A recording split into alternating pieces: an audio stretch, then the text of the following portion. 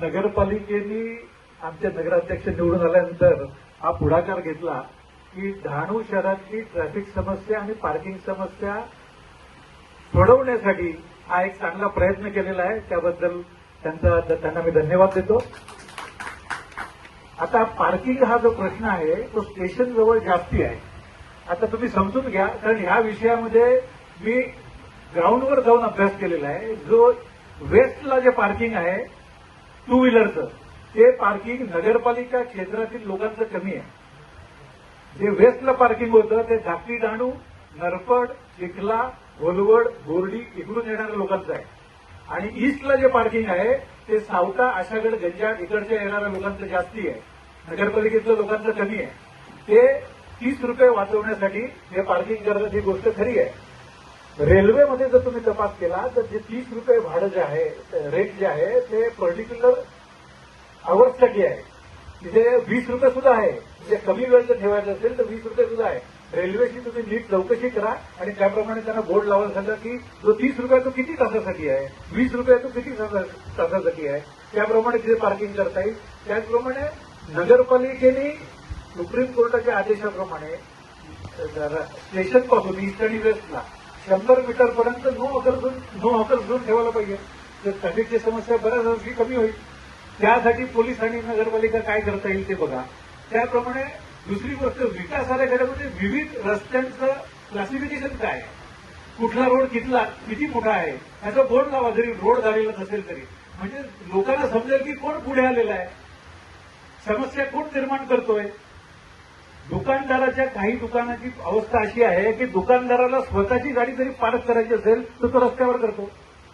त्यांनी स्वतःची गाडी पार्क करण्याची सुद्धा व्यवस्था केलेली नाहीये. ती सुद्धा जबाबदारी त्याची आहे. त्यामुळे तुम्ही एकदा क्लासिफिकेशन लावलं प्रत्येक रस्त्यावर की हा इतके मीटरचा आहे, तो लोकांना समजेल की कोण पुढे आलेला आहे, कोण मागे गेलेला आहे हे समजेल. तसंच रिक्षावाले सगळे सेल्फ एम्प्लॉईड आहेत, त्यांना सुद्धा आत्मसन्मान आहे. सगळ्यांनी त्यांच्यावर दोष देऊ नका. हे सुद्धा त्यांना शिस्त लावण्याचं काम आपलं आहे. ते शिस्त लावतील आणि योग्य प्रकारे पार्किंग करतील आणि ते सहकार्य करतील. मला पूर्ण विश्वास आहे त्यांच्यावर. तसंच तुम्ही प्रत्येक पार्किंगच्या ठिकाणी एक रिक्षा किती पार्किंग होतील, ह्या स्टँडवर 20 होतील, या ठिकाणी 10 होतील, याचं काहीतरी एक प्रमाण तिथे लावा. म्हणजे रिक्षा तुमच्याकडे जर 500 असतील तर त्यांना पार्किंग तुम्ही देऊ शकता का? नाही देऊ शकत. मग आता स्टेशनवर जर तुम्ही वेगवेगळे भाग आहे तिथे किती रिक्षाला किती पार्किंग आहे याचं काहीतरी एक प्रमाण पाहिजे. म्हणजे कुठल्याही ठिकाणी किती रिक्षा उभ्या राहिल्या तर अडचण निर्माण होणारच आहे. हे रिक्षावाल्यांनी पण लक्षात घ्यावं. समजा ज्या ठिकाणी पोलिसांनी प्रशासनाने सांगितलं असेल की हा 10 रिक्षाचा स्टँड आहे तर तिकडे 10च पाहिजे, तिथे 200 रिक्षा लावून चालणार नाही. म्हणजे ही पण तुम्ही व्यवस्था तशी बघा. तसंच पार्किंग जी समस्या आहे ती दुसरं कशामुळे आहे की कस्टमर जे येतात दुकानात ते गाडी कुठे पार्क करणार.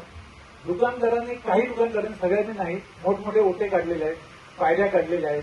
त्यांना तुम्ही सांगा त्या लिमिटमध्येच ठेवा. त्यांच्या येणाऱ्या गिराहिकाची त्यांच्या स्वतःची गाडी कुठे पार्क करतात त्यांच्याकडे सोय नाही. त्याची काहीतरी व्यवस्था करायला पाहिजे.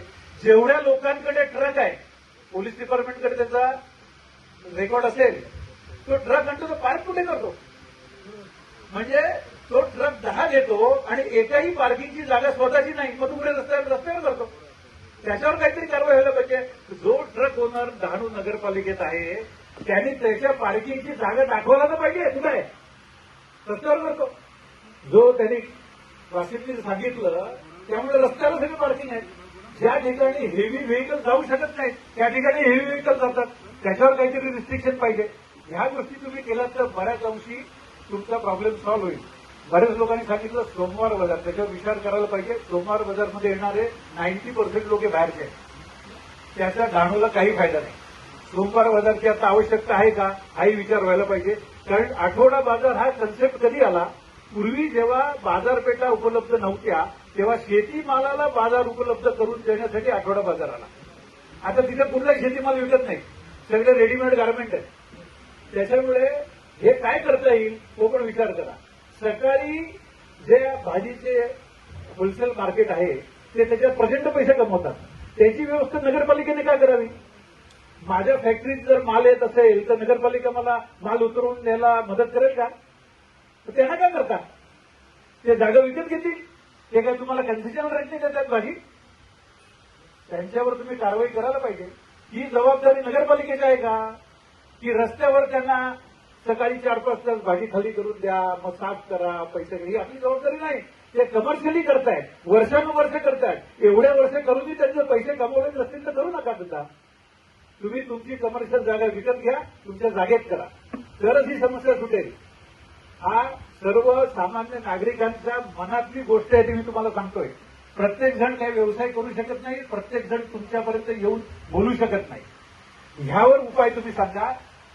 प्रश्न तर सगळ्यांना तुम्हाला समजलेले आहेत की काय प्रश्न आहे. तुम्ही उपाययोजना काय करणार? तुम्ही 3-4 उपाययोजना करा. एक तर जे चुकीच्या ठिकाणी पार्किंग करतायत त्यांना किती पैसे लावणार ते डिसाईड करा, त्यांच्यावर काय कारवाई करणार ते डिसाईड करा. जे दुकानदार आहेत त्यांनी स्वतःच्या पार्किंगसाठी सुद्धा जागा सोडलेली नाही, त्यांचं काय करणार? जे संख्येने जास्त ट्रक घेत आहेत आणि स्वतःच्या पार्किंगची एकाही ट्रकची व्यवस्था नाही, त्यांचं काय करणार? असंच नाही, काही लोकांच्या कार आहेत, 2 आहेत, 4 आहेत, त्याची सुद्धा व्यवस्था नाही, तो रस्त्यावर करतो. असं कसं? जर कार घ्यायची त्याची ऐपत आहे, तो पार्किंग स्वतःसाठी करू शकत नाही, तर रस्त्यावर करणार. ह्याच्यावर कुठेतरी निर्बंध आले पाहिजेत, तर ते होईल. आणि 100 मीटर डहाणू स्टेशनच्या दोन्ही बाजूला नो हॉकर झोन करा, तर बऱ्याच अंशी तुमचा प्रॉब्लेम सॉल्व्ह होईल. डहाणूच्या विकास आराखड्यामध्ये नगरपालिकेची जुनी इमारत तुम्ही डिमॉलिश आहे, ती जर तुम्ही डिमॉलिश केली तर तिथून स्टेशनची ट्रॅफिकची आणि पार्किंगची समस्या खूप प्रमाणाची सुटू शकेल. 3री 4थी लाईन येणार आहे विरार डहाणू, प्रचंड गर्दी होणार आहे.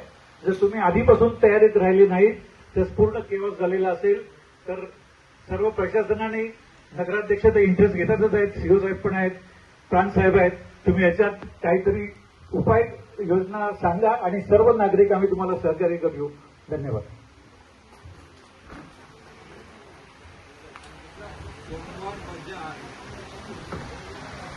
व्यापारी लोग सगळे लायसन्स धंदा करने का